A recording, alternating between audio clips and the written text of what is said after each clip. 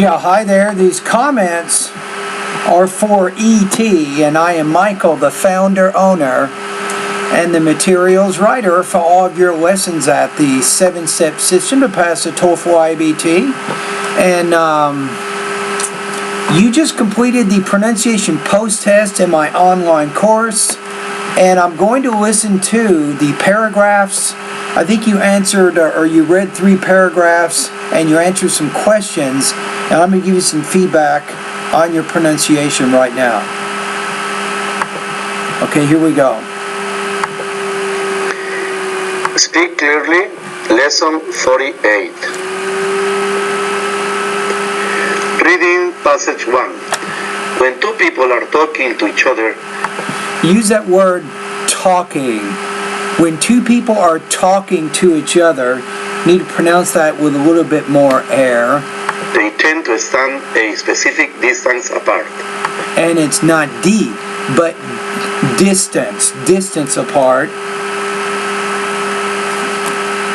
Each person has an invisible boundary around her body into which other people may not come.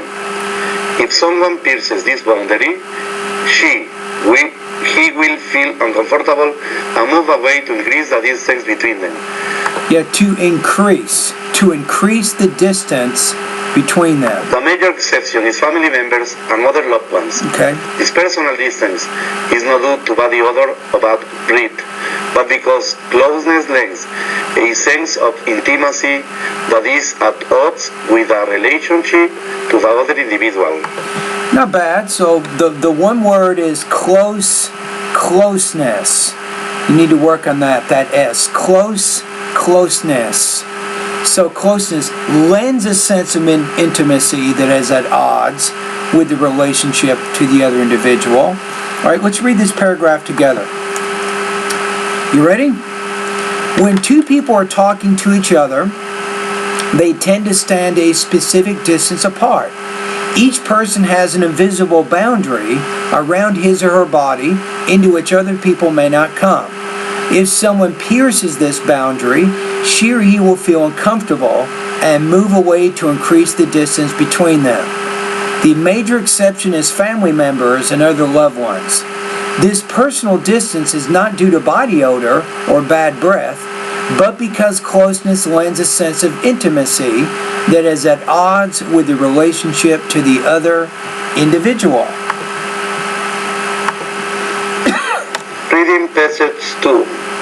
Interestingly, the average personal distance distance varies from culture to culture. Culture to culture. Americans tend to require more personal space than in other cultures. Personal, pronounce that a little more air. Personal space. Therefore, if you try to get too close to an American during your conversation, it's not American, but American. He or she will feel that you are in his face and will try to back away. Okay. Try to be aware of this. So, try to be aware of this. This. If the person to whom you are speaking backs away a little, don't try. A little. Try to close the gap. Do not try to close the gap. All right, let's read this one together. Interestingly, the average personal distance varies from culture to culture. Americans tend to require more personal space than in other cultures. Therefore, if you try to get too close to an American during your conversation, he or she will feel that you're in his face and will try to back away. Try to be aware of this, so if the person to whom you're speaking backs away a little, don't try to close the gap. Reading passage 3. Also try to avoid physical contact while you are speaking, since this may also lead to discomfort. This may lead to discomfort. Touching is a bit too intimate for casual acquaintances. So, don't put your arm around her shoulder. Don't touch her face or hold her hand. Shaking hands when you initially meet or part is acceptable, but this is only momentary. Okay, so now let's take a look at this paragraph one more time. You ready? Also, try to avoid physical contact while you're speaking, since this may lead to discomfort. Touching is a bit too intimate for casual acquaintances, so don't put your arms around his or her shoulder, don't touch his or her face or hold his or her hand. Shaking hands when initially meet or part is acceptable, but this is only momentary. Respond to the following interview questions. Number 1. Who is your best friend? My best friend is Monsignor Jerry Lopez. Okay. Why is this person important to you? Monsignor Jerry Lopez is very important for me because since I have been for the diocese for 70... Four, not four. So be careful about your R's, the final R or the initial R in the sound in the words. Because you speak Spanish as a first language, you have a tendency to trill those R's like ro, like rojo, or red. But in English it's more red. In years, he has been my friend, very important for me. He has helped me a lot. Anytime I need him, I call him, he answers the phone, he gives me advice, he gives me counseling, he has been there when I need him. And he's very important for me because he supports me a lot, and I am in the process to become diocesan incardinated priest of the Diocese of San Bernardino. Okay. And he has been helping me a lot in this way. All right. Number 2, where do you see yourself 5 years from now? Say this, number 2. Ooh, 2. I see myself as an incardinated priest of the Diocese of San Bernardino. So I will belong to the Diocese of San Bernardino. And I think that I will be leading a parish with many people, preaching them about God, talking them about the teachings of the church, and be a friend of all of them. Helping a lot of people to be saved. Okay. That's my favorite season of the year. Summer. The summer is very important season, and my favorite. You can say important is important. Season for me because in the summer I can go everywhere. I can wake up early and I can go to bed late because the sun is shining for many hours. I can do a lot of work. I can... Now, one thing when you're speaking, I can do a lot of work. So when you're speaking, your tone in English, it kind of matches, I think, the tone you speak when you speak Spanish. But when you're speaking English and you get to the end of an idea, your tone needs to drop, not rise. You might say, well, I like the summers because the nights are shorter. Another reason why I like the summer is I have more time to do things during the day. So when you get to the end of those ideas, your tone needs to drop, not rise. And that tells your audience that you're finished with that idea and you're getting ready to move on to a new point. Do many things. I can practice sports. I can run and walk and do many things. And it's very important because the summer lies me is the most important and my favorite season of the year for me. Okay. And I love the summer. I am very happy during the summer. I am very happy to help other people, and the summer brings me and gives me a lot of comfort and happiness, and I am very joyful when I am in the summer. And also the summer is my favorite season of the year because I can also talk to many people, go to many places, doing many things, okay?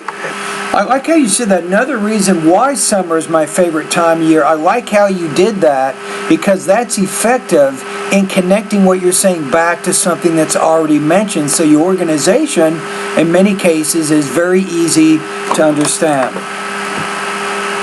Thank you, Teacher Michael.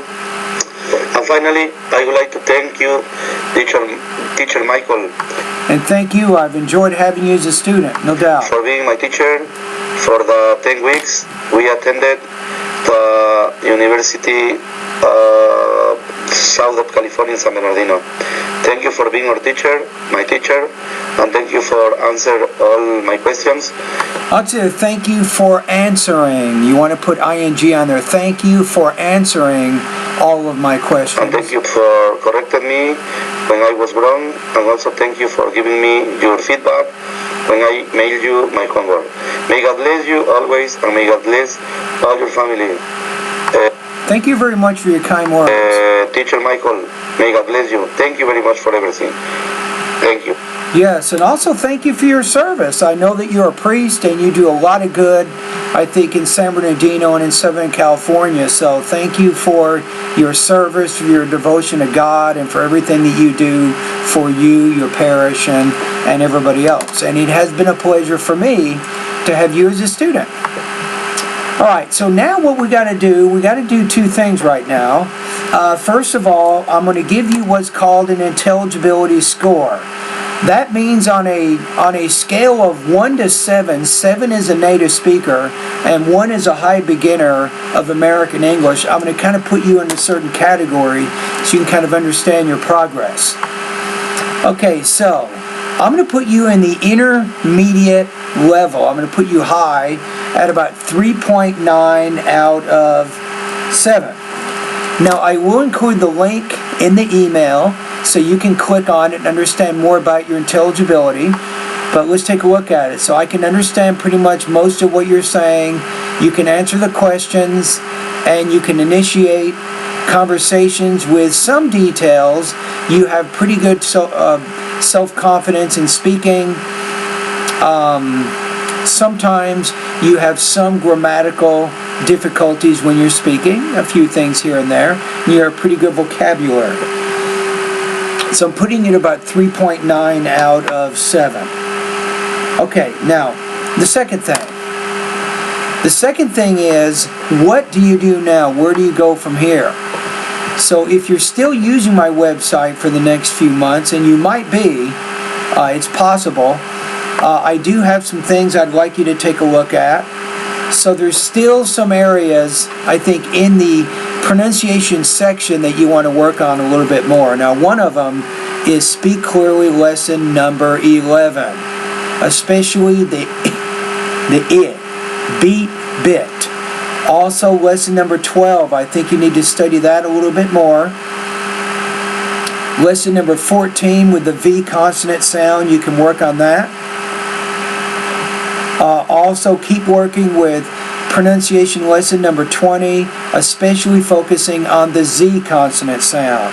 And then finally, with vowels and consonants, Speak Clearly lesson number 24. Now, don't get me wrong, you're making progress, and in many cases, you do pronounce the TH sound correctly. In most cases, but not all cases. So you still need to continue to review that sound and practice that sound, and eventually it will become part, I think, of your permanent speaking abilities of American English. Now, in the second part of my course, I think you have quite a few problems with intonation. So that's pronunciation lesson 36, 37, 38, 39, and 40. That's something that you need to work on more to improve. Remember how I said when you're speaking sometimes your tone rises, doesn't drop at the ends of your ideas, and that's kind of the opposite of how English is. So you need to work on that. Now, in addition, I think thought groups and blending, I think, is another great series of lessons to help you to speak more naturally. So that's pronunciation lessons 41, 42, 43, and 44. All right, so those are my comments to you right now based on the post-test. Overall, I know you've been very busy. You have a lot of things going on in your life, but you still worked. You worked hard. You tried to complete lessons in a timely manner, and I hope that as I've given you feedback, it's helped you see the areas of improvement that you can focus on so that you can be more intelligible to those people who listen to your great words of wisdom. All right, Father, anyway, thank you very much, and all the best to your success, and happy holidays, and have a very, very Merry Christmas and a Happy New Year to you.